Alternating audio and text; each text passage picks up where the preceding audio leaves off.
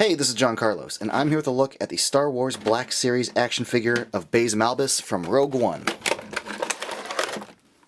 One of my favorite things about Rogue One was Baze and Chirrut. I thought they were a good duo, I thought they were awesome on screen together, and I think Hasbro has done a great job of translating Chirrut and all the details of his outfit into plastic action figure form. I mean, this is a pretty strong action figure without all the gack that I still have to add to the figure. I'm just going to review the basics of the figure and then we'll get to all the additional stuff. But just look at his outfit, his little jumpsuit, and the sculpt of the wrinkling of the fabric, and then the dirtying of it all. It's a little heavy on some of the gray wash, but it's still better than just a tan jumpsuit.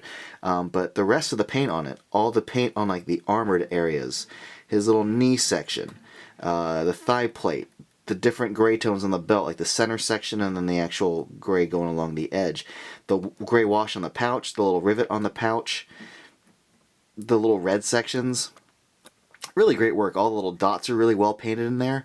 His face is very well painted. I mean, as far as a 6-inch action figure goes, this totally looks like Baze. They did a great job capturing the kind of bags under his eyes and the mouth, the little laugh lines between his nose and his mouth. His little lip looks good. The paint on his goatee and soul patch look great. His eyebrows are cleanly painted. His eyeballs are cleanly painted. The sculpt of his hair and the paint on the little braids look really good. This is a solid figure. I'm really liking everything I'm seeing here. Here's another look at just his hands and the edges of his suit with the red and cream-colored rings. Really great stuff. The separation between his fingers and the rest of the gloves look good. I'm loving this. Standard Black Series articulation that we're kind of used to here. We have a mid-torso cut. It's good swivel. The shoulder ball hinge. We have the swiveling hinged elbows, swiveling and hinged wrists. We have the left hand that hinges up and down. I'm sorry, the right hand goes up and down. The left one goes side to side. So that's cool. We have full range of motion at the legs. They are a bit limited by the pouch though, but even then you can get a decent range of motion out of it going to the front. Mid-thigh cut, double knee joint, nicely covered right there by the knee pad. But even this little knee section here looks alright. And then the hinged and swiveling ankle joints, which allow you to stabilize the figure and have him stand properly. Then he comes with his little rice cooker that goes on his back and attaches his little cloak there. This looks really good. Some very nice details in the paint and the sculpt here, the lines, the little ridges here, all the little gold paint. Really well done, so I'm loving this. This plugs in to his back, and then into this plugs the little gun connector thingy-majiggy, which then plugs into his gun itself. Red paint on there is nice. The little dark gray sections are good. The separation on the plastic between the light gray and the dark gray, all very, very cool. They did a good job capturing what his gun looks like. And also we get his little taser, which is awesome, and that plugs into a little hole on the back, which I might as well just go ahead and do right now. It's nice that you can actually plug in one of his little accessories. Cool. Now I'm going to assemble his gun. That plugs in like so. Yeah, it's a little tight of a plug, but it's supposed to go, man, that is tight.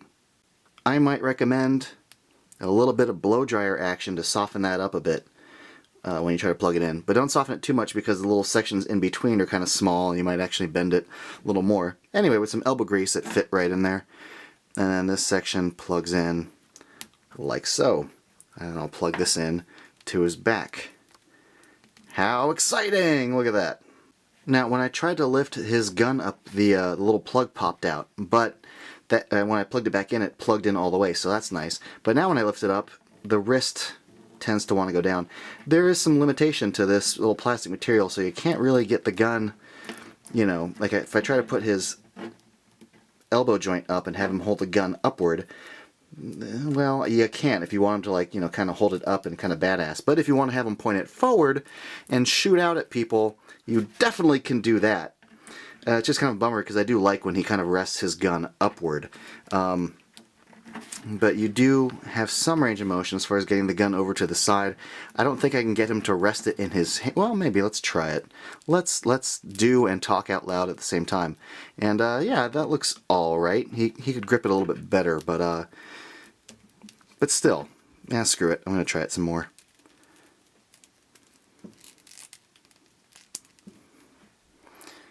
Hey, there we go. And the wrist hinges a bit, so that helps. That ends up looking pretty good. So props to Hasbro for including that wrist hinge. That really does make the magic happen.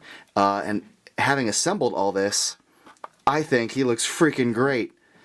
I love all this stuff on him. Like, he was an interesting looking guy. As far as going into combat with all this gack on him, I always had to wonder if that was really practical as a character, but as far as like a cool looking toy goes, holy crap, that's a cool looking toy. As a fan of the character, as a fan of him, yeah, this rocks. This rocks a lot. This is just a quality figure with some good paint, some good sculpt, strong articulation, good presence on the shelf. I love it. So thanks for watching, everybody, and follow me on Instagram and Facebook and all that stuff.